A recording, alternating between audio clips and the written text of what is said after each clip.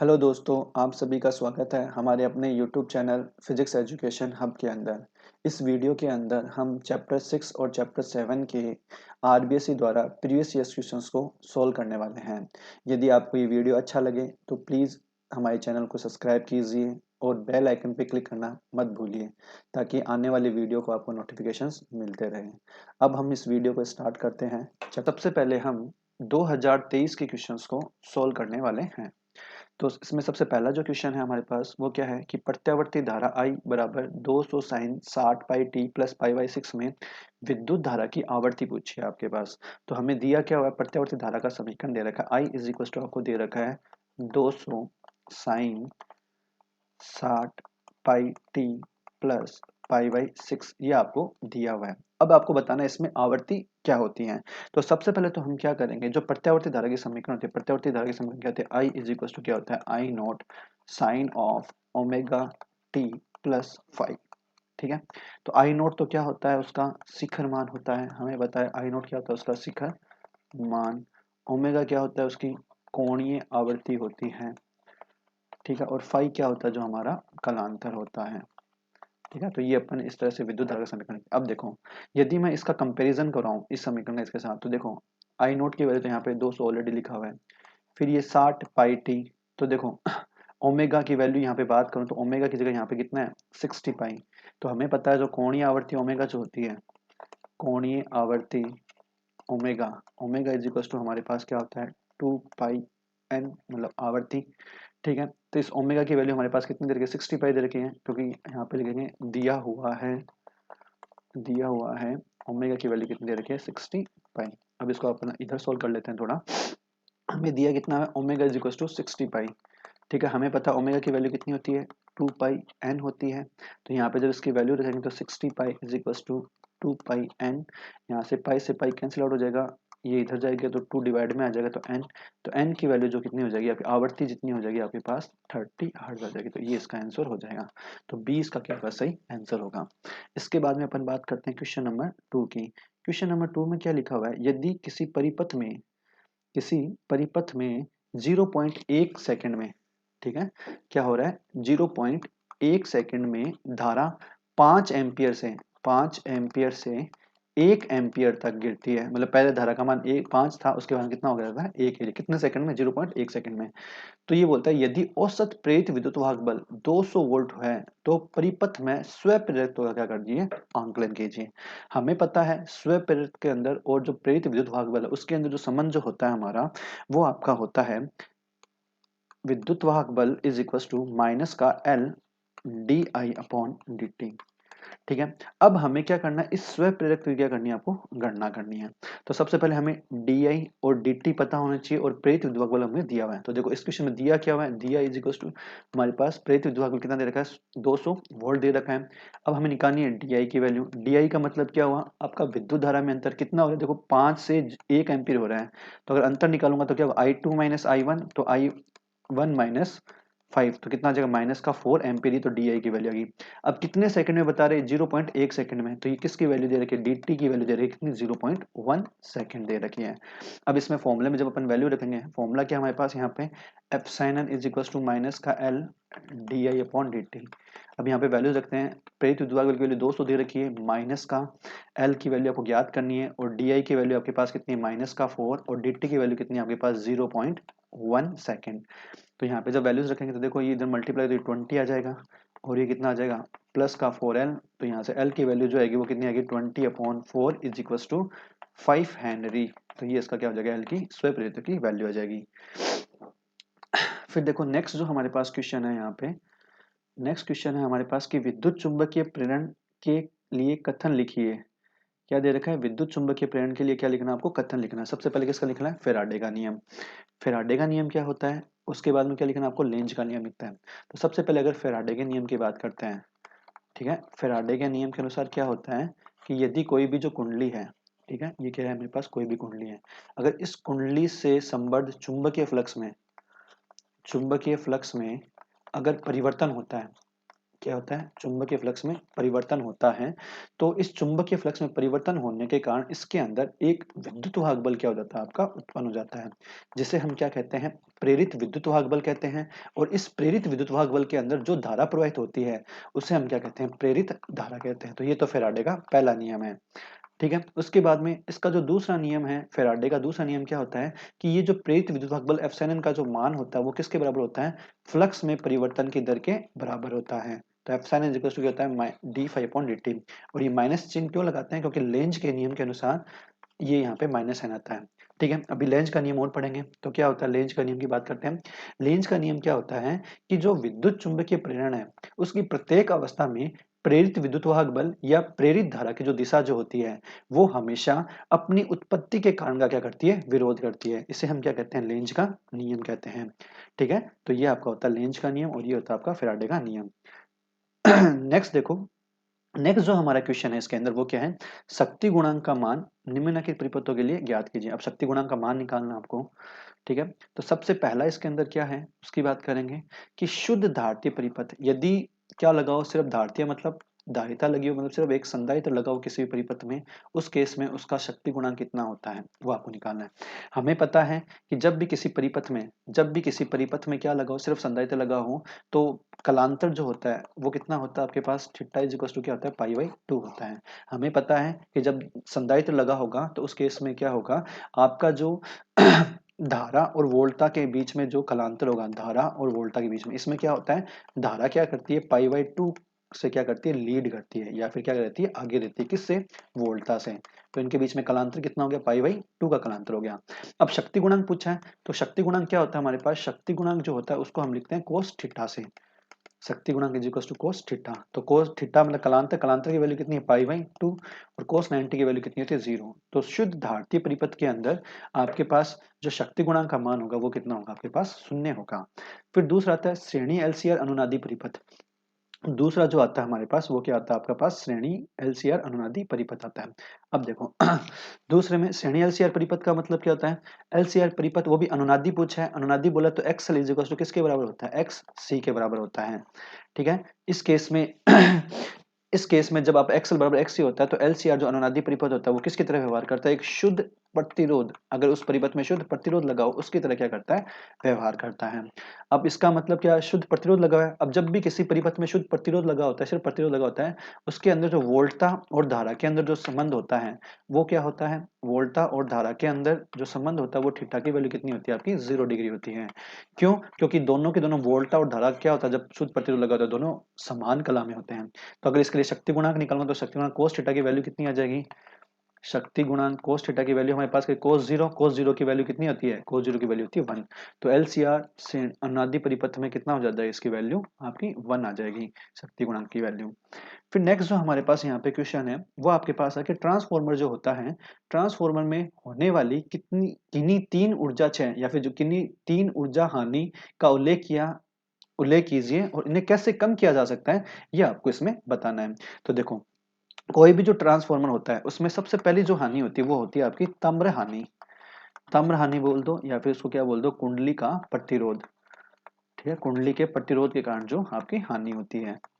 ठीक है, अब देखो, कोई भी अगर कुंडली होगी, ठीक है, कोई भी तार है, जिस तार की भी बनी होगी, यदि इसके अंदर अपन धारा प्रवाहित करवाएंगे, धारा प्रवाहित करेंगे तो ये कुंडली या फिर इस कुंडली में क्या होता है, प्रतिरोध होता है इसका खुद का।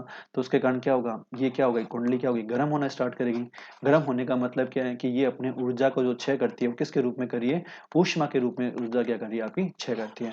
तो इस प्रकार की जो हानि होती है उसको हम क्या बोलते हैं, ताम्र हानि या फिर कुंडली के प्रतिरोध के कारण हानि बोलते हैं।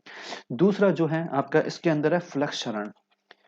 दूसरा क्या होता है, फ्लक्स क्षरण। फ्लक्स क्षरण का मतलब क्या है, जैसे ये प्राथमिक कुंडली है, प्राथमिक कुंडली के सिरों पे आपने एक बैटरी लगा रखी है।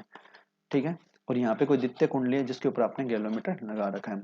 अब देखो, जैसे ही हम इसमें धारा प्रवाहित करें तो इसके चारों क्या हो जाएगा, चुंबकीय फ्लक्स संबद्ध हो जाएगा। चुंबकीय फ्लक्स मतलब चुंबकीय बल इसमें से गुजरेगी। अब जरूरी थोड़ी ना कि जो प्राथमिक कुंडली है और ये द्वितीय कुंडली है, इस प्राथमिक कुंडली से चलने वाली सारी की सारी बल रेखाएं किस में से गुजरे, आपकी द्वितीय कुंडली में से गुजरे हैं। तो इसका मतलब सारा का सारा फ्लक्स इसमें से नहीं गुजर रहा है। इसका मतलब क्या है, फ्लक्स का क्या होगा, क्षरण हो गया। फ्लक्स से क्या होगी, आपके पास हानि होगी। तो इस प्रकार के हानि को अपन क्या कहते हैं, फ्लक्स क्षरण कहते हैं। तीसरा इसके अंदर होता है शैथिल्य हानि। शैथिल्य हानि, शिथिलीय ऊर्जा हानि, शिथिलीय ऊर्जा हानि का मतलब क्या है कि क्या होगा, जैसे हम यहाँ पे धारा प्रवाहित करेंगे, धारा प्रवाहित करेंगे तो इसके चारों चुंबकीय क्षेत्र उत्पन्न होगा, चुंबकीय क्षेत्र होने का मतलब ये क्या होगा, चुंबकित होगा। अब जैसे धारा को बंद करेंगे तो बार बार वापस क्या होगा, ये विचुंबकित होगा। तो ये बार बार चुंबकित और विचुंबकित होने के कारण भी क्या होता है, इसके अंदर हानि होती है, इसको हमको क्या कहते हैं, शिथिलीय ऊर्जा हानि कहते हैं। तो ये आपकी 3 प्रकार की आपकी क्या है, इसके अंदर हानि है, ठीक है, ट्रांसफार्मर में। फिर नेक्स्ट जो क्वेश्चन है आपका, भंवर धाराओं का उपयोग होता है, ठीक है। नेक्स्ट जो क्वेश्चन आपके पास, भंवर धाराओं का उपयोग होता है। अब देखो जो भंवर धाराओं का उपयोग है, पहला ऑप्शन दे रखा है इसमें, रेल गाड़ियों में, चुंबकीय ब्रेक में, प्रेरण भट्टी में, विद्युत चुंबकीय अवदन में, अवमंदन में और उपरोक्त सभी। तो भंवर धाराओं का जो उपयोग होता है वो चारों में ही होता है, तो इसलिए इसको उपरोक्त सभी लिख देंगे। और ये आपके सिलेबस में नहीं है क्योंकि इस बार भंवर धारा आपका सिलेबस में से हटा दिया गया है। फिर देखो नेक्स्ट कि एन फेरो वाली एन फेरो वाली कुंडली की फ्लक्स बनता जो है वो एन फाई है ये, तथा उसमें प्रवाहित धारा एन फाई अपॉन आई का जो अनुपात होता है वो क्या कहलाता है। हमें पता है कि जो एन फाई जो होता है, एन फाई जो होता है वो किसके बराबर होता है, आपका एल आई के बराबर होता है, ठीक है। इसको अपन ऐसे भी बोलते हैं कि जो फ्लक्स जो होता है वो किसके डायरेक्ट धारा के प्रोपोर्शनल होता है, ठीक है। अगर कुंडली में घरों की संख्या n है तो n आ जाता है, ये समानुपाती चिन्ह को हटाएंगे तो यहाँ पे क्या होता है, एक स्वयं प्रेरित गुणांक लेते हैं एल आई। अब इसने पूछा एन फाई अपॉन आई का अनुपात क्या होगा, स्वयं प्रेरित गुणांक हो जाएगा क्या, तो इसका आंसर क्या हो जाएगा, स्वयं प्रेरित गुणांक, ठीक है। तो यहाँ पे क्या लिखेंगे अपन, स्वयं प्रेरकत्व गुणांक, ठीक है। नेक्स्ट देखो, नेक्स्ट क्या है, फैराडे का विद्युत चुंबकीय प्रेरण का नियम लिखे हैं। तो फैराडे का विद्युत चुंबकीय प्रेरण ऑलरेडी मैं आपको बता चुका हूँ, दोनों के दोनों नियम, ये वापस क्वेश्चन क्या हो गया आपका, रिपीट हो गया है। नेक्स्ट देखते हैं, नेक्स्ट क्या है, यदि एक एल लंबाई की धात्विक छड़ को, एक धात्विक छड़ है उसको एक समान चुंबकीय क्षेत्र में लंबवत रखकर इसके चुंबकीय क्षेत्र में लंबवत v वेग से चलाएं तो इसके सिरों के बीच प्रेरित विद्युत बल का मान है। एक छड़ है धात्विक, किस लंबाई की, एल लंबाई की धात्विक, इसको अपन चुंबकीय क्षेत्र में क्या चलाना है, ठीक है, किस वेग से, v वेग से। तो यहाँ पे जो विद्युत वाहक बल का ये आपके पास डेरिवेशन जो होता है प्रेरित विद्युत वाहक बल का, इसमें जो प्रेरित विद्युत वाहक बल की वैल्यू आएगी एप्सिलॉन इज इक्वल टू आएगा आपके पास बी एल वी आएगा। इसका आपको डेरिवेशन करना है और डायग्राम भी आपको इसको बनाना है, ठीक है। तो डेरिवेशन आप खुद से कर लेना अपने नोट्स में से। फिर नेक्स्ट जो है हमारे पास कि प्रत्यावर्ती जनित्र में एन फेरो और ए अनुप्रस्थ काट वाली आयताकार कुंडली को एक समान चुंबकीय क्षेत्र बी में एक समान कोणीय चाल ओमेगा से गुणन किया जाता है। तो इसमें प्रेरित विद्युत वाहक बल का तात्क्षणिक मान ज्ञात कीजिए, जो आवश्यक आपको क्या बनाना है, चित्र भी बनाना है। तो देखो प्रत्यावर्ती धारा जनित्र के अंदर क्या करते हैं आपके, एक एन और एस होता है, इसके अंदर एक आयताकार कुंडली होती है इस तरह से, इसको अपन घुमाते हैं। तो इसको घुमाते हैं तो प्रेरित विद्युत वाहक बल का मान जो है ई इज इक्वल टू जो आता है आपके पास E naught sine of omega T आता है, ठीक है। तो ये आपको डेरिवेशन करना है, फिर क्या करना है, इसका डायग्राम बनाना है। तो ये अगर डायग्राम पूछे तो ये वाला डायग्राम भी आपको बनाना है बाद में लास्ट में, ठीक है। इसके अंदर ई और टी के अंदर डायग्राम जो होता है और इसका जो खुद का डायग्राम है तो ये वाला डायग्राम आपको बनाना है। तो ये पूरा डेरिवेशन, पूरा प्रत्यावर्ती राजनीति आपको क्या करना है, इसमें एक्सप्लेन करना है। नेक्स्ट देखो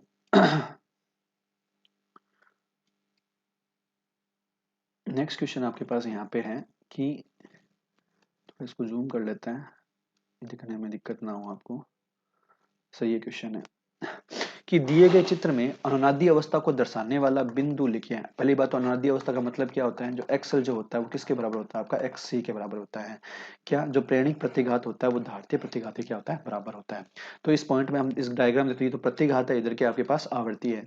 एक्स सी किसको बता रहा है, आपके पास धारतीय प्रतिघात को बता रहे हैं, और एक्सल किसको बताता है, आपको प्रेरणिक प्रतिघात को बता रहा है, ठीक है। तो अब देखो एक्सएल बराबर एक्स कौन सा पॉइंट, ये जो आर पॉइंट दिख रहा है, देखो आर पॉइंट जो दिख रहा है यहाँ पे दोनों बराबर हैं, दोनों एक दूसरे को कट करेंगे, इंटरसेक्ट करेंगे, तो ये जो पॉइंट एक्स सी बराबर एक्स एल है। तो इसका मतलब जो आर बिंदु है यहाँ पे वो किसको डिनोट कर रहा है, आपको अनुनादी अवस्था को डिनोट कर रहा है। नेक्स्ट क्वेश्चन की बात करते हैं। नेक्स्ट क्वेश्चन देखिए, नेक्स्ट क्वेश्चन हमारे पास क्या है कि एक कुंडली का 50 हर्ट्ज आवृत्ति पर शक्ति गुणांक 0.707 है। यदि आवृत्ति को दोगुनी कर दें तो कुंडली का शक्ति गुणांक ज्ञात करना है आपको ठीक है। तो कुंडली है जो हमारा नेक्स्ट क्वेश्चन है इसमें क्या है कि एक कुंडली का 50 हर्ट्ज आवृत्ति पर शक्ति गुणांक, ठीक है। जो आवृत्ति देखिए 50 हर्ट्ज आवृत्ति पे कितना शक्ति गुणांक दे रखा है आपको, 0.707 दे रखा है। यदि ये क्या अगर आवृत्ति को क्या कर रहा है, दो गुनी कर दे, मतलब 100 हर्ट्ज कर दे इस केस में, तो उस केस में इसने पूछा शक्ति गुणांक आपका क्या होगा, ठीक है। ये बहुत ही अच्छा क्वेश्चन है, इसको हम थोड़ा अच्छे से सोल्व करते हैं, ठीक है। अब देखो इसको सोल्व करते हैं।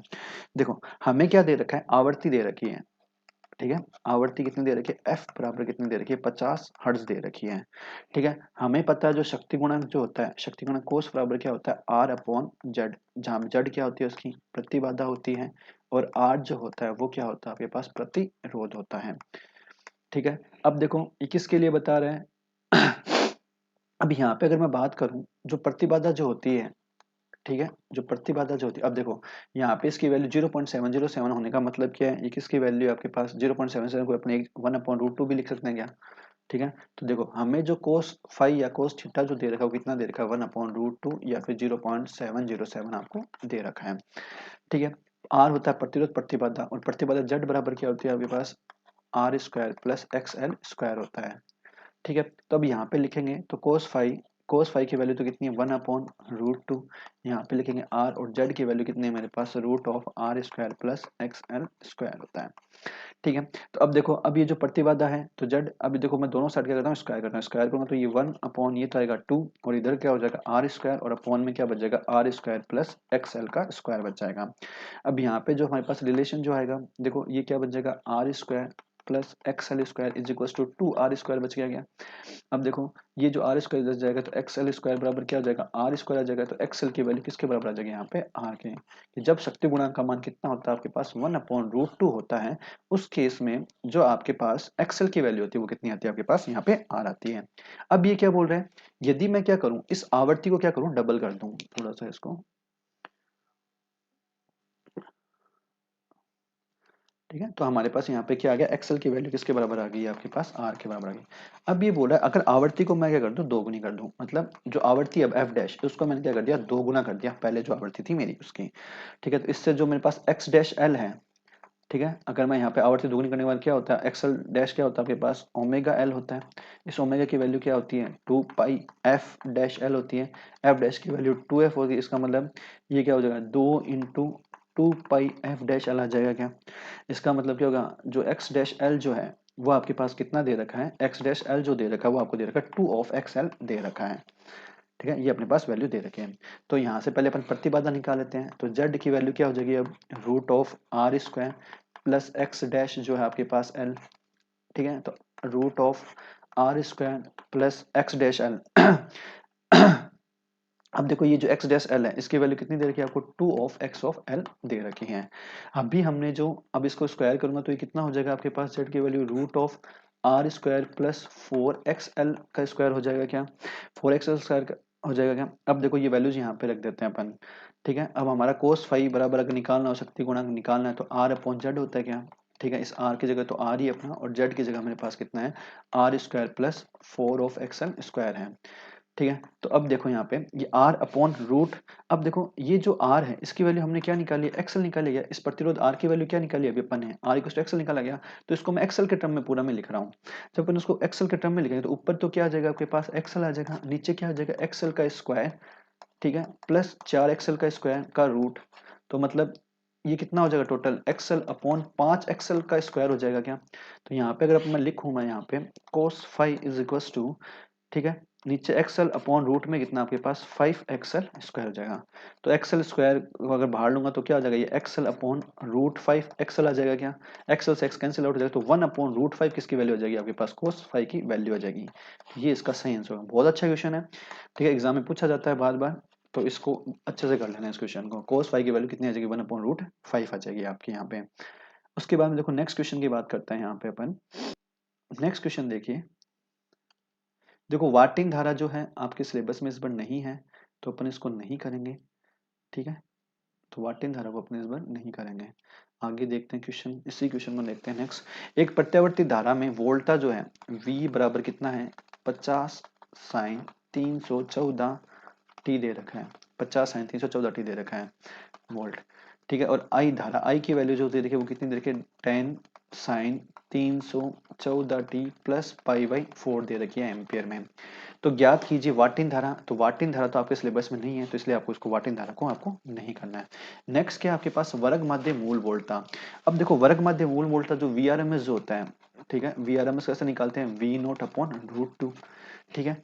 तो वर्ग माध्य मूल मान निकालना है तो देखो ये क्या होता है V0 शिखर मान होता है, तो शिखर मान की वैल्यू कितनी 50√2 दे रखी है, इसको सोल्व करेंगे तो अपने पास कितना आ जाएगा 25√2 आ जाएगा, ठीक है। इसको काटेंगे तो देखो सॉल्व करेंगे देखो 50 तो 25 × 2/√2 ये कटेगा तो √2 तो 25√2 वोल्ट ये इसकी VRMS वैल्यू आ जाएगी, तो ये वर्ग माध्य मूल मान हो जाएगा इसका। नेक्स्ट देखो अपने पास नेक्स्ट क्वेश्चन है, एक समान चुंबकीय क्षेत्र आयताकार कुंडली घटक, ये देखो ये वापस आ गया, ठीक है, प्रत्यावर्ती धारा जनित्र वाला जो आपके पास E is equal to E naught sine of omega t निकालना था, फिर ये डायग्राम बनाना था एप्सिलॉन टी में। तो ये आपका क्वेश्चन वापस रिपीट हो गया है। ठीक है, नेक्स्ट देखो 2019 का पहला क्वेश्चन देखते हैं हम लोग। प्रत्यावर्ती धारा के वर्ग माध्य मूल मान एवं शिखर मान में संबंध लिखिए। तो प्रत्यावर्ती धारा का जो वर्ग माध्य मूल वी आर एम एस जो होता है वो किसके बराबर होता है, V naught upon root two के बराबर होता है। तो ये इन दोनों में क्या हो जाएगा, आपका रिलेशन हो जाएगा। फिर नेक्स्ट क्वेश्चन देखते हैं। देखो नेक्स्ट क्वेश्चन जो है, किसी एलसीआर परिपथ में आर की वैल्यू आपको दे रखी है 10 ओम। ठीक है, एलसीआर परिपथ में आर की वैल्यू आपको दे रखी है 10 ओम, एक्सएल की वैल्यू 100 ओम, एक्स की वैल्यू 100 ओम। तो परिपथ की प्रतिबाधा, एलसीआर परिपथ की प्रतिबाधा क्या होती है, जेड इज इक्वल टू क्या होता है आपके पास R square plus XL minus XC का होल स्क्वायर। अब देखो यहाँ पे दोनों 100 ओम है, तो एक्सएल माइनस एक्सी मतलब एक्सएल बराबर क्या है, एक्सी है। तो ये तो अब कैंसिल आउट हो जाएगा। तो जेड की वैल्यू क्या हो जाएगी, root R square. R square का मतलब क्या होगा, 10 का स्क्वायर, 10 का स्क्वायर मतलब वापस जेड क्या हो जाएगी, इसकी प्रतिबाधा ओम। तो ये दूसरे का आंसर क्या आ जाएगा, पास 10 ओम आ जाएगा। नेक्स्ट क्या है, लेंज का नियम लिखिए। लेंज का नियम तो वापस रिपीट हो गया, वो मैं आपको बता चुका हूँ। फिर क्या लिखा है, लेंज का नियम ऊर्जा संरक्षण नियम का पालन करता है। तो देखो एक बार थोड़ा सा बता देता हूँ। लेंज का नियम क्या होता है कि विद्युत चुंबकीय प्रेरण की जो प्रत्येक अवस्था में क्या होता है, जो उत्पन्न प्रेरित विद्युत वाहक बल है और प्रेरित धारा की दिशा इस प्रकार होती है कि वह अपने उत्पत्ति के कारण का क्या करती है, विरोध करती है। यही क्या होता है, आपका लेंज का नियम होता है। अब ऊर्जा संरक्षण की बात करेंगे तो देखो सबसे पहले हम क्या करेंगे, जैसे मान लो मेरे पास एक कुंडली है। ठीक है, इस कुंडली के साथ मैंने एक गैल्वेनोमीटर कनेक्ट कर रखा है। ठीक है, और यहाँ पे मान लो मेरे पास कोई चुंबक है, ये एन और एस। जब मैं क्या करूंगा, इस चुंबक को इसके पास लेके जाऊंगा। ठीक है, इस चुंबक को पास करूँ तो यहाँ से जो निकलने वाली बल रेखा है इस कुंडली में से गुजरेगी। इस कुंडली में से गुजरेगी तो इससे कुंडली से संबंध क्या होगा, चुंबकीय फ्लक्स होगा। चुंबकीय फ्लक्स होगा तो यहाँ पे क्या होगा, विद्युत वाहक बल उत्पन्न होगा। और क्या होगा, प्रेरित धारा उत्पन्न होगी। और प्रेरित धारा की दिशा इस प्रकार होगी कि वो अपने उत्पत्ति कारण का क्या करेगी, विरोध करेगी। अर्थात इसका मतलब कि ये जो एन सिरा है वो उसको पास आने का क्या करेगा, विरोध करेगा। इसको पास आने से क्या हो रहा है, यहाँ पे विद्युत वाहक बल उत्पन्न हो रहा है। तो ये क्या करेगा, इसके पास आने क्या करेगी, विरोध करेगी। और विरोध कैसे करेगी, तो ये जो पहला घेरा किसकी तरह व्यवहार करेगा, एन की तरह व्यवहार करे। मतलब इसका जो पहला घेरा है इस कुंडली का वो किसकी तरह व्यवहार करे, एक नॉर्थ पोल चुंबक की तरह व्यवहार करे। तो ये क्या होगा, आपके पास एक दूसरे प्रतिकर्षित करेंगे। ठीक है, तो इसका मतलब क्या हुआ कि अब हमें क्या करना पड़ेगा, इसको पास लाने के लिए क्या करना पड़ेगा, बाहर से कार्य करना पड़ेगा। तब जाके इसके अंदर ये पास ले पाएंगे। तो ये किया गया कार्य क्या होता है, इसमें ऊर्जा में क्या हो जाता है, आपका रूपांतरित हो जाता है। यही क्या कहलाता है, आपका ऊर्जा संरक्षण का नियम कहलाता है। तो इस तरह से क्या करता है, लेंज का नियम क्या करता है, ऊर्जा संरक्षण के नियम का क्या करता है, आपका पालन करता है। नेक्स्ट देखो क्वेश्चन कि प्रत्यावर्ती वोल्टा स्रोत से जुड़े एक श्रेणी आरएलसी परिपथ के सदिश चित्र बनाते हुए परिपथ की प्रतिबाधा का व्यंजक ज्ञात करना है। सबसे पहले तो आपको इसका फेजर डायग्राम बनाना है। फेजर डायग्राम कैसे बनाओगे भाई, देखो ये तो इसका फेजर डायग्राम हो जाएगा। आरएलसी परिपथ की बात कर रहा है। ठीक है, तो ये इस तरह से अगर मैं यहाँ पे इसको मैं क्या मानूं, आपके पास वी आर और जो वोल्टा आई को यहाँ पे रखूं, तो हमें पता है प्रेरकत्व केस में ये इसका 90 डिग्री अगर मैं यहाँ पे बात करूं तो ये तो क्या हो जाएगा, इधर की साइड में वी एल। ठीक है, क्योंकि क्या होता है अगर आर, ये तो आपके पास आर है और ये आपके पास सॉरी ये तो आपके पास प्रतिरोध आर है और ये एल है और ये आपके पास सी है। तीनों लगेंगे तो इस एल के कारण तो क्या होगा, धारा से क्या होगा 90 डिग्री क्या होगा, ऊपर होगा। इसी तरह से अगर VC की बात करूंगा तो जो वोल्टेज के सिरों पे जो वोल्ट सॉरी संधारित्र के सिरों पे जो वोल्टता होगी VC वो क्या होगी, इस धारा से क्या होगी 90/2। तो इस तरह से इसका फेजर डायग्राम बनेगा। ठीक है, फिर क्या है, परिपथ की प्रतिबाधा, प्रतिपथ की प्रतिबाधा जेड बराबर क्या आएगा आपके पास, root of R square plus XL निश्चितता का साइन एक्स सी का स्क्वायर। तो ये क्या हो जाएगी, इसकी प्रतिबाधा आ जाएगी इस फेजर डायग्राम को यूज करते हुए। ठीक है, तो ये आपको सोल्व करना है खुद से, इसका पूरा का पूरा डेरिवेशन जो है। ठीक है, नेक्स्ट देखिए, समचुंबकीय क्षेत्र में घूर्णन करती हुई प्रेरित विद्युत बल के व्यंजक की उत्पत्ति के लिए जो आवश्यक क्षेत्र बनाए। अब देखो घूर्णन करते हुए छड़ के लिए मैंने आपको ऑलरेडी बताया था epsilon n is equal to क्या होता है आपके पास वी बी एल। ये वापस क्वेश्चन आपका रिपीट हो गया है। ठीक है, पर इसमें क्या है, उसमें तो क्या होती, छड़ क्या कर रही थी, गति कर रही थी। अब इसमें क्या कर रही है, आपकी ये छड़ क्या आ रही है, घूर्णन गति कर रही है। तो घूर्णन गति के लिए भी मैंने आपको डेरिवेशन करवा रखा है। घूर्णन गति के लिए जो एप्सिलॉन की वैल्यू जो आएगी यहाँ पे, ये तो किसके लिए था, जब छड़ क्या करती है, एक रेखीय पथ पे गति करती है। जब घूर्णन गति कर रही है इस तरह से छड़ आपकी एल इस तरह से घूम रही होगी, उसके लिए एप्सिलॉन की जो वैल्यू आएगी वो क्या आएगी, half B omega L square.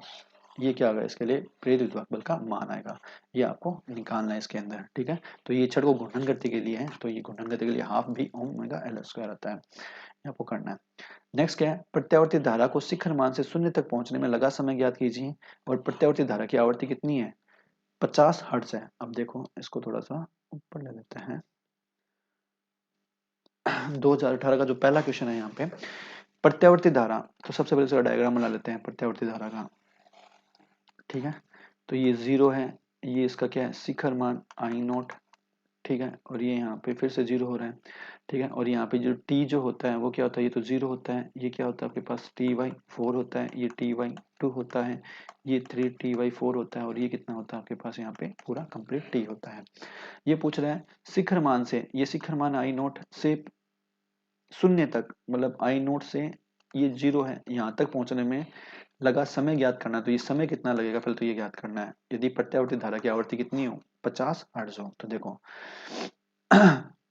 इसमें वैल्यूज क्या आएगी अपने पास, आवर्तकाल। अब देखो पहले तो कितना टाइम लगता है शिखर मान से यहाँ तक, यहाँ पे लिखेंगे हम लोग कि शिखर मान से शून्य तक पहुंचने में लगा समय, पहुंचने में लगा समय कैसे निकालोगे, इसकी वैल्यू टोटल कितना टी वाई टू से टी वाई, मतलब Ty2 माइनस Ty4 क्या, तो वापस कितना आ जाएगा Ty4। तो ये Ty4 तो क्या लग रहा है यहाँ पे शिखर मान से शून्य होने तक इसमें समय लग रहा है। ठीक है, अब इसमें आवर्ती के टर्म्स में लिखूं तो मुझे पता है टी जो होता है वो क्या होता है 1/f होता है, क्या आवर्ती क्या, तो व्युत्क्रम होता है, तो यहाँ पे वैल्यूज रखूंगा। तो Ty4 इज इक्वल टू क्या हो जाएगा 1/, इसको क्या लिखेंगे 4f लिखेंगे। आवृत्ति कितनी दे रखी है 50 हर्ट्ज दे रखी है, क्या आपको 50 हर्ट्ज दे रखी है, तो ये कितना 1/200 आ जाएगा। और 1/200 की जो वैल्यू कैलकुलेट करेंगे तो कितना आएगा 0.5 इंटू 10⁻²आ जाएगा। अगर इसको मिली सेकंड में लिखेंगे तो 0.5 इंटू 10⁻³ सेकंड आ जाएगा। तो 10⁻³ को मिली लिखते हैं तो 5 मिली सेकंड इसका आंसर आ जाएगा। ये आपके पास प्रत्यावर्ती धारा का 2018 का पहला क्वेश्चन। आगे देखते हैं नेक्स्ट। देखो एक वर्गाकार लूप की भुजा की लंबाई कितनी है 4 मीटर है। जैसे एक वर्गाकार लूप है, ये वर्गाकार एक लूप है, इसकी भुजा की लंबाई वर्ग में क्या सारी भुजाएं बराबर, तो एक ये 4 मीटर का दे रखा है, तथा ये 2.5 टेस्ला के एक समान चुंबकीय क्षेत्र में रखा है। तो ये एक समान चुंबकीय क्षेत्र, मतलब मान लो ये मेरे पास एक समान चुंबकीय क्षेत्र है जिसके अंदर मैंने क्या कर रहा है इसको रख रखा है। ठीक है, लूप के बाहर चुंबकीय क्षेत्र का मान कितना है 0 है, तो इस लूप के बाहर चुंबकीय क्षेत्र कितना है 0 है। यदि लूप को 2 मीटर पर सेकंड के वेग से चुंबकीय क्षेत्र की लंबवत गति करवाएं, मतलब ये लंबवत दिशा में रखा हुआ है, तो इस लंबवत दिशा में इसको किसने v बराबर कितना दे रखा है 2 मीटर पर सेकंड के वेग से इसको गति करवा रहे हैं। तो 1 सेकंड पश्चात लूप में प्रेरित विद्युत वाहक बल का मान ज्ञात कीजिए। देखो मैं तो इस क्वेश्चन को सीधा, हमें पता है प्रेरित विद्युत वाहक बल, अगर कोई लूप है अगर उसको रखते हैं तो प्रेरित विद्युत वाहक बल का क्या मान क्या होता है, एप्सिलॉन इज इक्वल टू क्या होता है बस VBL होता है। यहाँ पे v की वैल्यू कितनी दे रखी है 2 मीटर पर सेकंड दे रखी है, चुंबकीय क्षेत्र की वैल्यू कितनी है 2.5 टेस्ला दे रखी है, और इस L की लंबाई कितनी दे रखी है 4 दे रखी है। जब इनको अपन वैल्यूज रखेंगे तो अपने पास वैल्यूज कितनी आ जाएगी, यहाँ पे 2.5 का डबल हो गया 5 इंटू 4 मतलब 20 वोल्ट आ जाएगा। क्या इसका आंसर है, तो प्रेरित विद्युत बल का मान क्या हो जाएगा 20 वोल्ट आ जाएगा। तो सिंपल क्वेश्चन है। नेक्स्ट क्या है आपके पास, दिष्ट धारा की तुलना में प्रत्यावर्ती धारा की एक विशेषता और एक दोष दोनों लिखने हैं। ठीक है, तो देखो दिष्ट धारा की तुलना प्रत्यावर्ती धारा की विशेषता क्या है, पहली बात तो क्या ट्रांसफॉर्मर की सहायता से अपन क्या कर सकते हैं प्रत्यावर्ती वोल्टता क्या कर सकते हैं कम ज्यादा कर सकते हैं। ठीक है, पहला तो ये विशेषता हो गई। और दोष क्या है, दोष ये है कि जो प्रत्यावर्ती धारा जो होती है इसका जो सिख हमें पता है, अगर घरों में कितने 220 वोल्ट आती है, अगर हम इसकी वैल्यूज निकालें टोटल कितनी आएगी हमें पता है VRMS जो होता है वो क्या होता है V0/√2 होता है, V0/√2 होता है। अगर यहाँ पे जो हमारे पास आती है वो कितनी आती है VRMS आती है मतलब 220 वोल्ट आती है इंटू √2 इज इक्वल टू कितना होगा V0, तो शिखर मान कितना आ जाएगा 311 वोल्ट। इसका मतलब क्या है कि जो प्रत्यावर्ती धारा है उसकी वैल्यू यहाँ से 311 वोल्ट तक क्या होती है आपकी बढ़ती है। इसका मतलब क्या दिष्ट धारा की तुलना में ये ज्यादा खतरनाक होगी क्या, तो ये इसका क्या हो गया एक दोष हो गया। ठीक है, तो इसमें क्या लिखोगे कि प्रत्यावर्ती वोल्टा को तो हम क्या कर सकते हैं ट्रांसफार्मर की सहायता से कम या ज्यादा कर सकते हैं, ये तो इसकी क्या होगी विशेषता। दोष क्या है कि प्रत्यावर्ती वोल्टा दिष्ट वोल्टा की तुलना में ज्यादा खतरनाक होती है, क्योंकि 220 वोल्ट की प्रत्यावर्ती वोल्टा कहां तक बदलती है 311 वोल्ट तक क्या रहती है ये आपकी बदलती है, इसलिए ये इसका दोष हो जाएगा। नेक्स्ट क्वेश्चन देखिए, शुद्ध प्रेरकत्व युक्त प्रत्यावर्ती धारा परिपथ में निम्नलिखित के लिए व्यंजक ज्ञात कीजिए। ठीक है, तो सबसे पहले क्या धारा का तात्क्षणिक मान। ठीक है, शुद्ध प्रेरकत्व युक्त, सबसे पहले तो ध्यान रखना क्या लगा हुआ है प्रेरकत्व लगा हुआ है। तो प्रेरकत्व के लिए हमें पता है, जैसे अगर कोई भी परिपथ में प्रेरकत्व लगा हो, सिर्फ प्रेरकत्व आपका लगा हुआ है ये L, ये प्रत्यावर्ती। तो इसके केस में धारा का तात्क्षणिक मान का व्यंजक ज्ञात करना है, तो धारा की जो वैल्यू आएगी इसके अंदर आई इज इक्वल टू क्या होती है, I naught sine of omega T minus pi by two. क्यों? क्योंकि धारा क्या रहती है प्रेरित केस में, वोल्टा से पाई बाई टू कौन पीछे रहती है, इसलिए पाई बाई टू कौन पीछे रहती है, तो ये आपके पास धारा का समीकरण है। इसको आपको प्रूफ करना है पूरा का पूरा। नेक्स्ट क्या है, परिपथ का प्रतिघात। प्रतिघात जो होता है, प्रतिघात होता है आपका एक्सएल। ठीक है, प्रतिघात जो होता है वो क्या होता है, एक्सएल होता है। एक्सएल इक्वल टू क्या लिखते हैं अपन, ओमेगा लिखते हैं। ठीक है, अब हमें पता है कि जो एक्सएल जो होता है, एक्सएल क्या होगा, अगर यहाँ पे लिखेंगे तो V naught upon I naught होगा क्या, एक्सएल की वैल्यू क्या होगी यहाँ पे, V naught upon I naught. तो आप सीधा प्रेरित करिए, ऐसे बता एक्सएल इज ओमेगा, और एफ के टर्म्स में लिखो तो कितना का 2 पाई एफ एल आ जाएगा सीधा ही। तो ये आपका इसका क्या होगा, प्रतिघात का मान आ जाएगा। दोनों में से कौन सा भी आप लिख सकते हो। फिर नेक्स्ट क्या है, धारा का शिखर मान और निकला है। तो धारा का जो शिखर मान जो होता है वो क्या होता है, ये आई नोट ही होता है क्या। ठीक है, धारा का शिखर मान क्या होता है, आई नोट होता है। तो आई इज इक्वल टू, ये जो समीकरण निकल, I naught sine of omega T minus pi by two, इस आई नोट की वैल्यू रखनी है। और ये आई नोट की जब आप डेरिवेशन सोल्व करोगे तो आई नोट की जो वैल्यू आएगी वो आपके पास क्या, वी नोट अपॉन एक्सएल आएगी। तो ये क्या होगा आपके पास, धारा के शिखर मान की value V naught upon X L. अगर ओमेगा के टर्म्स में लिखो तो ये क्या हो जाएगा, ओमेगा एल। अगर एफ के टर्म्स में लिखो तो ये क्या हो जाएगा, 2 पाई एफ एल। तो ये आपके क्या शिखर मान की वैल्यू आएगी यहाँ पे। फिर क्या लिखा हुआ है, शुद्ध प्रेरित प्रवृत्ति के लिए शक्ति आरेख ही बनाए। अब शक्ति जो होती है वो क्या होती है, वी इंटू आई होती है। पहले तो आपको ये ध्यान में रखना है, शक्ति क्या होती है आपके पास, वी इंटू आई होती है। तो शक्ति वी इंटू आई होती है। तो यहाँ पे देखो, पहले तो अपन डायग्राम बनाएंगे यहाँ पे। पहले तो अपन वोल्टता का, वोल्टता मान लो आपकी जीरो से स्टार्ट हो रही है, ये तो वोल्टता की समीकरण बनानी पड़ेगी आपको इस तरह से। ये वोल्टता की समीकरण v बराबर क्या, V naught sine of omega t, किसके लिए, जब शुद्ध प्रेरित लगाओ।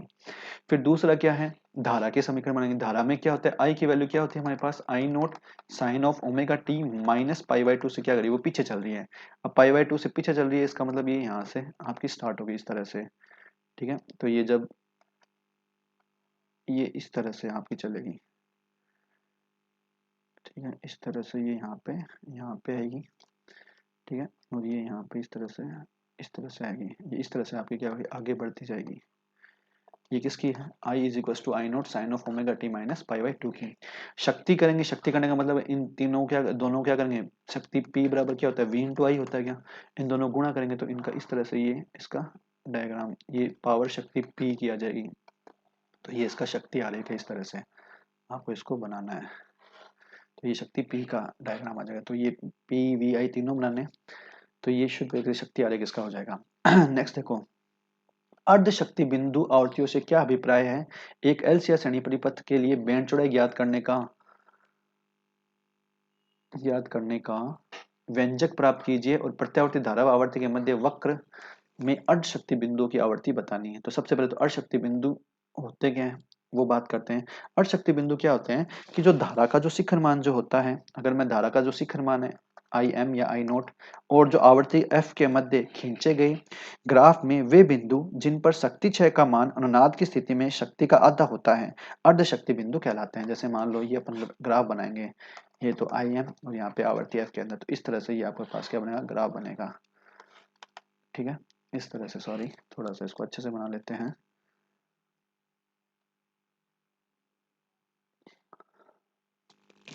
ठीक है, थोड़ा अच्छे से बना लेते हैं कि ये जो आपके पास आई एम शिखर मान के अंदर जैसे ये है, तो ये आपके पास इस तरह से डायग्राम बनाते हैं ये। तो ये जो पॉइंट है, ठीक है, ये तो मेरे पास आई एम है इधर, तो शिखर मान ये आवर्ती है, ये F1 है और ये F2 है, और ये जो अधिकतम है यहाँ पे ये क्या, इसकी अनुनादी आवर्ती FR है। ठीक है, तो अर्ध शक्ति बिंदु क्या होते हैं कि धारा का जो शिखर मान है इसमें और जो आवर्ती में जब हम ग्राफ बनाते हैं तो वे बिंदु जिन पर शक्ति क्षय का मान क्या होता है, अनुनाद की स्थिति, मतलब ये अनुनाद की स्थिति में कितना है, पी अगर शक्ति क्षय हो रहा है तो यहाँ पे कितना होगा, पी बाई टू होगा शक्ति क्षय। तो इन पॉइंट को, ये जो बी और सी पॉइंट है, इन बी और सी पॉइंट को हम क्या कहते हैं, अर्ध शक्ति बिंदु कहते हैं। और इनके संगत जो आवृत्ति होगी वो क्या कहलाएगी, आपकी अर्ध शक्ति आवृत्ति। तो F1 और F2 दोनों क्या है, अर्ध शक्ति आवृत्ति हैं। तो ये आपको ध्यान में रखना है। फिर क्या पूछा है, व्यंजक प्राप्त करना है किसके लिए, बैंड चौड़ाई का। तो बैंड चौड़ाई का जो फॉर्मूला जो आपके पास आता है वो आपके पास यहाँ पे क्या आएगा कि जो आपके पास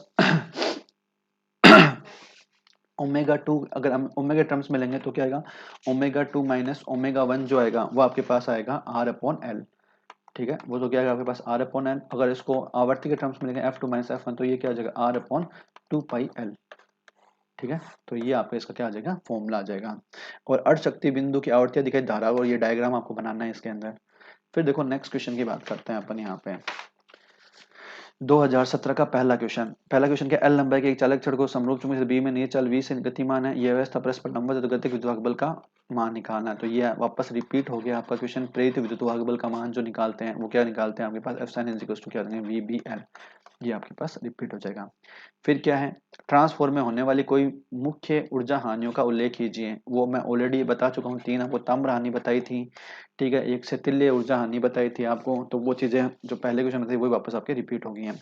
फिर क्या है, लंबी दूरी तक विद्युत शक्ति का संचरण उच्च वोल्टता पर क्यों किया जाता है, ठीक है, उच्च वोल्टता पे अगर अपन क्या करेंगे, विद्युत शक्ति का संचरण करेंगे, तो हमारे पास जो शक्ति क्षय होता है वो क्या होता है, कम होता है, इसलिए अपन क्या करते हैं, लंबी दूरियों तक क्या करते हैं, विद्युत शक्ति का संचरण उच्च वोल्टता पर करते हैं। ठीक है, जितनी अगर ज्यादा दूर तक भेजना होगा तो हम ज्यादा वोल्ट शक्ति का संचरण करेंगे, उसको क्या उच्च वोल्टता पे भेजते हैं, क्या होगा उससे शक्ति क्षय का मान क्या होता है आपके पास, कम होता है। ठीक है, उच्च वोल्टता इसीलिए करते हैं क्योंकि शक्ति क्षय का मान क्या होता है आपका, कम होता है, तो ये इसका आंसर हो जाएगा। नेक्स्ट 2016 क्वेश्चन है, फैराडे का विद्युत चुम्बकीय प्रेरण का नियम लिखे, तो ये क्वेश्चन आपका क्या हो गया, यहाँ पे रिपीट हो गया, इसको आपको करने की जरूरत नहीं है क्योंकि ये अपन ऑलरेडी कर चुके हैं। उसके बाद में देखो नेक्स्ट, देखो थोड़ा स्पीड से करते हैं क्योंकि काफी टाइम हो गया अपन को इसको सोल्व करते हुए। देखो नेक्स्ट क्या है, एक विद्युत बल्ब है, ठीक है, एक विद्युत बल्ब है, 220 वोल्ट आपूर्ति पर 100 वोल्ट शक्ति देने के लिए बनाया गया है, ठीक है, तो क्या आपके पास आपूर्ति जो ये वोल्टेज दिया जाता है, तो ये ध्यान में रखना, हमेशा कौन सा मान दिया होता है अपने पास, आपूर्ति वाला वी आर एम एस मान दिया रखा है, कितना दे रखा है, 220 वोल्ट दे रखा है।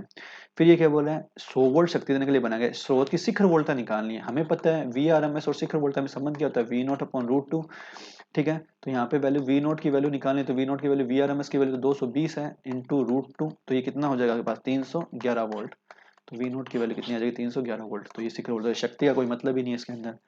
नेक्स्ट देखो, एक प्रत्यावर्ती धारा जनरेटर का नामांकित चित्र बनाइए और घूर्णन से प्रेरित विद्युत बल का जो formula E is two E naught sine of omega t, ये आपको जनरेट करना है, उत्पन्न करना है, और ये वापस क्वेश्चन आपका क्या हो गया, आपके पास रिपीट हो गया है।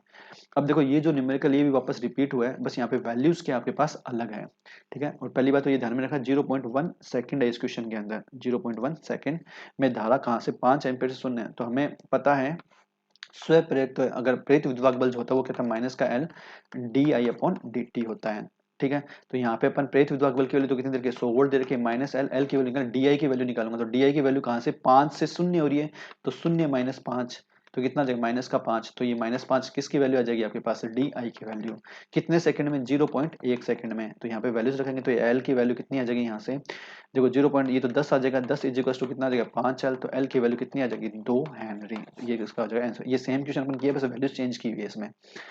नेक्स्ट देखो, प्रत्यावर्ती धारा के एक पूर्ण चक्कर के लिए धारा का औसत मान कितना होता है भाई, धारा का जो औसत मान होता है एक पूर्ण चक्कर मतलब ये कंप्लीट चक्कर होगा, तो ये औसत मान कितना होता है, धारा का औसत मान जो आई बार जो होता है वो कितना होता है, 0 होता है। विद्युत चुंबकीय प्रेरण के लेंज का कथन लिखिए, तो ये क्वेश्चन आपका फिर से क्या हो गया, आपका रिपीट हो गया, तो इसको आपको करने की जरूरत नहीं है। नेक्स्ट क्वेश्चन देखो,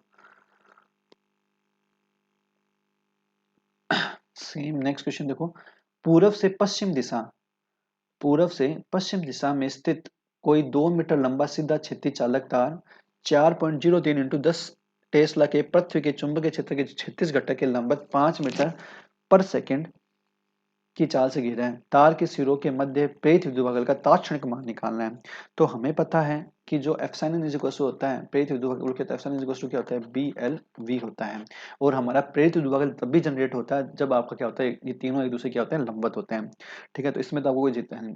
अब देखो बी की वैल्यू कितनी दे रखी है यहाँ पे 0.3 इंटू, और ये थोड़ा सा चेंज कर लेना, ये टेस्ला जो जितना दे रखा है इसके अंदर, इस यहाँ पे चुंबकीय क्षेत्र दे रखा है वो कितना दे रखा है 0.3 इंटू 10 की पावर, ये -4 टेस्ला दे रखा है आपको क्वेश्चन के अंदर, कितना दे रखा है 0.3 इंटू 10 की पावर -4 टेस्ला ये दिया हुआ है, इसको थोड़ा करेक्ट कर लेना, ये गलत है, ठीक है। टेस्ला के प्रति चुंबकीय क्षेत्र 36 घटक, तो चुंबकीय क्षेत्र के घटक के लंबवत 5 मीटर, तो वे कितना दे रखा है आपको 5 मीटर पर सेकंड दे रखा है, और कितने मीटर का लंबा तार, एल बराबर कितना है 2 मीटर का। जब यहाँ इन सब की वैल्यू रखेंगे तो बी की वैल्यू तो कितनी है 0.3 इंटू 10 की पावर -4 है, ठीक है, और यहाँ पे जो आपके पास एल है, एल की वैल्यू कितनी है 2 मीटर है, और यहाँ पे आपके पास वे कितना है 5 है, जब इसको सोल्व करेंगे तो 10, तो 3 इंटू 10 की पावर -4, ये कितना आ जाएगा आपका वोल्ट आ जाएगा, इसको सोल्व करेंगे तो इस विद्युत बल का मान आ जाएगा। ठीक है, तो ये वैल्यूज थोड़ा सा चेक कर लेना कितनी है, 0.3 इंटू 10⁻⁴ टेस्ला है। ठीक है, 0.3 इंटू 10⁻⁴ टेस्ला। नेक्स्ट क्या है, सुमेलित कीजिए। सुमेलित कीजिए, पहला क्या है, अनुनादी आवर्ती, इसको थोड़ा सा बड़ा कर लेते हैं। ठीक है, ये देखो, सबसे पहले अनुनादी आवर्ती। अनुनादी आवर्ती कितनी होती है, अनुनादी आवर्ती वी आई कोस फाई। तो अनुनादी आवर्ती क्या होती है, ओमेगा आर। ओमेगा आर की वैल्यू कितनी होती है आपके पास, 1/√LC होता है। फिर क्या होता है, गुणवत्ता गुणांक। गुणवत्ता गुणांक क्या होता है आपके पास, omega naught L upon R होता है। औसत शक्ति, शक्ति क्या होती है, V I into cos phi. प्रतिबाधा सीधा R square plus XL minus XL. चुंबकीय स्थिति ऊर्जा जो होती है हाफ एल आई स्क्वायर होती है। और स्व प्रेरण गुणांक का वैल्यू क्या होता है, एल बराबर क्या होता है, माइनस का E D I upon D t होता है। तो ये इसको सम्मिलित करना था आपको, सबके फॉर्मूले पूछे हुए हैं आपको। नेक्स्ट देखिए 2014।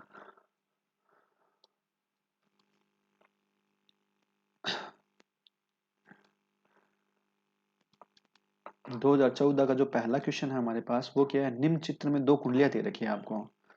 ठीक है, ये लेंज के नियम पे आधारित है। देखो भाई क्या दिया है, दो कुंडलियां दे रखी है आपको। ये तो पहली कुंडली है ए बी। ठीक है, ये कुंडली है आपके पास ए और बी। ठीक है, तो दो कुंडलियां ए बी और यहाँ पे दूसरी कुंडली दे रखी है आपको सी डी। ये दूसरी कुंडली दे रखी है आपको सी और डी। ये सी और डी। ठीक है, और इनके बीच में एक चुंबक रखी हुई है, ये एन और ये इसका एस। ठीक है, ये इस तरह से ये क्या कर रही है, आपकी गति कर रही है। ठीक है, तो निम्न चित्र में दो कुंडलियां ए बी व सी डी के बीच एक छड़ चुंबक एन एस को तीर की दिशा में चलाने पर, मतलब इस दिशा में ये क्या कर रही है, आपकी चल रही है। तो किस कुंडली में प्रेरित धारा बाईं ओर से देखने पर, मतलब यहां से अपन देखेंगे इसको बाईं ओर से। ठीक है, इस देखने पर प्रेरित धारा की दिशा क्या होनी चाहिए, आपकी वामावर्त होनी चाहिए। अब देखो, यदि मैं इस कुंडली को इस तरफ गति करवाता हूँ, इस तरफ गति करवाता हूँ, मतलब एस जो है वो किसकी तरफ बढ़ रहा है, सीडी की तरफ बढ़ रहा है क्या। अगर एस जो है चुंबक का एस जो सिरा है वो किसकी तरफ बढ़ रहा है, आपके पास सीडी की तरफ बढ़ रहा है। इसका मतलब लेंज के नियम अनुसार क्या होगा, ये क्या करेगा, इसका विरोध करेगा। प्रेरित विद्युत बल की दिशा, प्रेरित धारा की दिशा किस प्रकार, इस प्रकार होती है कि वो क्या करता है, अपनी उत्पत्ति कारण क्या करता है, विरोध करता है। तो मतलब ये एस इसके पास है तो इसको दूर ले जाना, तो इस पहला घेरा किसकी तरह व्यवहार करेगा, ये एस की तरह व्यवहार करेगा, इसका पहला घेरा। ठीक है, किसकी तरह, चुंबक के दक्षिणी ध्रुव की तरह क्या करेगा, ये आपका व्यवहार करेगा। अब एस है तो इसका मतलब इसमें धारा की दिशा क्या है, इस तरह से आपकी ये धारा की दिशा है। फिर देखो, अगर इस ए बी कुंडली की बात करूं मैं, ए बी कुंडली किससे किया जा रहा है, ये दूर जा रहा है, दूर जा रहा है तो मतलब ये एन क्या रहा है, इससे जो चुंबक का जो एन ध्रुव है वो क्या होता है, एन सिरा जो वो कैसे दूर जा रहा है। इसका मतलब ये इसको क्या करेगा, पास लाने की कोशिश करेगा, क्योंकि जिस कारण से वो उत्पन्न हो रहा है उसका क्या विरोध करने का मतलब है इसको दूर जाने से रोकेगा, मतलब इसको पास लाएगा। पास लाने का मतलब है ये जो पहला घेरा है इसका, वो पहला घेरा इस यहाँ पे किसकी तरह व्यवहार करेगा, ये भी किसकी तरह व्यवहार करेगा, एक दक्षिणी ध्रुव की तरह व्यवहार करेगा, इसको अपनी तरफ खींचेगा। तो इसमें धारा की दिशा क्या होगी आपकी, ये और ये तरह। जब अपन इसको बाईं ओर से देखेंगे, ठीक है, बाईं ओर से देखेंगे तो ये तो प्रेरित धारा की दिशा इसके लिए इस तरह है। ये तो क्या है, इसके लिए प्रेरित धारा की दिशा, इसके लिए प्रेरित धारा की दिशा क्या है, इस तरह से है। ठीक है, ठीक है, इस तरह से प्रेरित धारा की दिशा है। इसने क्या पूछा, वामावर्त होगी। वामावर्त होने का मतलब क्या है, वामावर्त का मतलब क्या है, एंटी क्लॉकवाइज डायरेक्शन में होगी। तो एंटी क्लॉक डायरेक्शन में जो होगी आपकी ए बी जो कुंडली है इसकी जो दिशा है वो क्या आपके पास एंटी क्लॉकवाइज डायरेक्शन के अंदर है। ठीक है, इस तरह से ये जाएगी, तो ये एंटी क्लॉकवाइज डायरेक्शन में, तो ए बी की दिशा किस होगी, एंटी क्लॉकवाइज। तो ए बी जो कुंडली है उसके अंदर धारा की दिशा क्या होगी आपके पास, एंटी क्लॉकवाइज डायरेक्शन में होगी। नेक्स्ट देखिए, नेक्स्ट जो क्वेश्चन है इसके अंदर स्मॉलर तथा आर त्रिज्या की दो सकेंद्रीय वृत्ताकार कुंडलियां समक्ष रूप से उपस्थित हैं। यदि आर ग्रेटर देन दो कुंडलियों के बीच अन्योन्य प्रयुक्त की जाती है। सकेंद्रीय मतलब दोनों के केंद्र क्या होंगे आपके एक ही हैं। तो दो कुंडलियां, एक की त्रिज्या क्या है स्मॉलर और एक की कैपिटल है। तो इसका पूरा डेरिवेशन मैंने आपको नोट्स में कराया, अन्योन्य प्रयुक्त है। तो ये आप किसमें से कर लेना, अपने नोट्स में से कर लेना। दो समक्ष कुंडलियों के कारण अन्योन्य प्रयुक्त का जो मान जो होता है उसको आप नोट्स में से कर लेना। फिर देखो नेक्स्ट एल सी अनुप्रयुक्त प्रत्यावर्ती धारावर्ती सतप्रयुक्त मतलब वक्र खींचे, ये अपन ऑलरेडी कर चुके हैं, वक्र बना चुके हैं। धारा के ये वाला वक्र बनाना है। तथा बैंड चौड़ाई के लिए व्यंजक ये आप मैं ऑलरेडी कर चुका हूँ, omega 2 minus omega 1 equal to क्या होता है, आर अपॉन एल होता है। ये आपको बैंड चौड़ाई का फॉर्मूला याद करना है। तो ये क्वेश्चन आपको क्या वापस रिपीट हो गया। 2013 का पहला क्वेश्चन फैराडे का नियम है वो आपको क्या होगा, फिर से रिपीट हो गया। तो विद्युत चुंबकीय प्रेरण का नियम क्या हो गया आपके पास, रिपीट हो गया। नेक्स्ट देखिए 2013 का दूसरा क्वेश्चन देखते हैं। ठीक है, तो 2013 का दूसरा क्वेश्चन, किसी प्रत्यावर्ती परिपथ में आरोपित वोल्टता कितनी है आपके पास, 220 वोल्ट है। यदि आर बराबर कितना दे रखा है आपके पास 8 ओम, एक्सएल बराबर एक्स दे रखा है 6 ओम, तो निम्न का मान क्या है, वर्ग माध्य मूल मान निकालना है। तो ये हमें जो आरोपित वोल्टता होती है वो क्या दी होती है, वी आर एम एस दे रखी है। तो वी आर एम एस कितना होता है 220 वोल्ट, तो ये सीधा ही मान आ गया। आरोपित वोल्टता हमेशा कौन सी होती है, वी आर एम एस मान होती है। प्रतिपथ की प्रतिबाधा जेड बराबर क्या होता है, root of R square plus XL minus XC का स्क्वायर। एक्स और एक्स से दोनों बराबर, तो ये तो कैंसिल आउट हो जाएगा। जेड बराबर आर स्क्वायर, आर की वैल्यू कितनी है 8 का स्क्वायर, तो ये कितना आ जाएगा 8 ही आ जाएगा, तो जेड की वैल्यू कितनी आ जाएगी 8 ओम। ये इसका दूसरा क्वेश्चन। तीसरा क्या है, श्रेणी परिपथ की प्रतिबाधा का व्यंजक ज्ञात करना, तो ये क्वेश्चन फिर से रिपीट हो गया, फेजर डायग्राम वाला एलसीआर परिपथ का। वो इस बार मुझे लग रहा है ये क्वेश्चन वापस रिपीट होगा 2024 के अंदर। फिर क्या है, प्रत्यावर्ती धारा जनित्र, ये भी वापस अब क्वेश्चन क्या हो गया आपका, रिपीट हो गया है। प्रत्यावर्ती धारा जनित्र अपन ऑलरेडी कर चुके हैं। फिर देखो नेक्स्ट क्वेश्चन 2011 का पहला क्वेश्चन क्या है कि 10 फेरों वाली एक कुंडली है, उससे संबद्ध चुंबकीय फ्लक्स 0.1 सेकंड में, 0.1 सेकंड टाइम में क्या हो गया आपका, कहाँ से 0.8 वेबर, वेबर से घटकर कितना हो जाता है आपका 0.2 वेबर रह जाता है। तो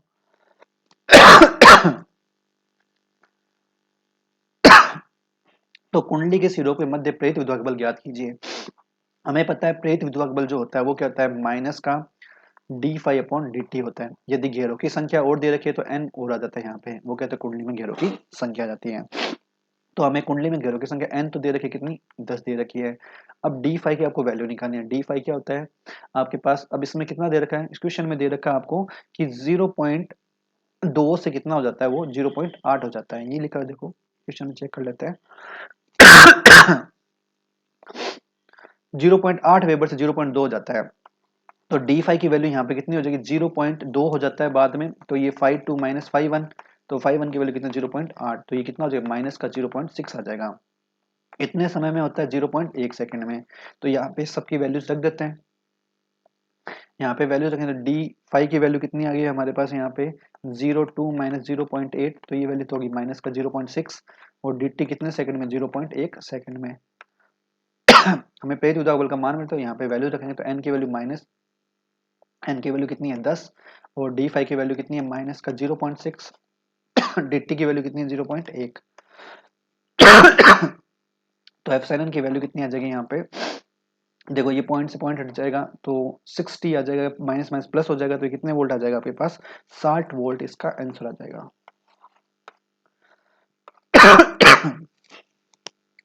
जब किसी कुंडली के पास छड़ चुंबक का दक्षिण ध्रुव लाया जाता है तो कुंडली पे की दिशा क्या होगी, चित्र बनाकर समझाइए।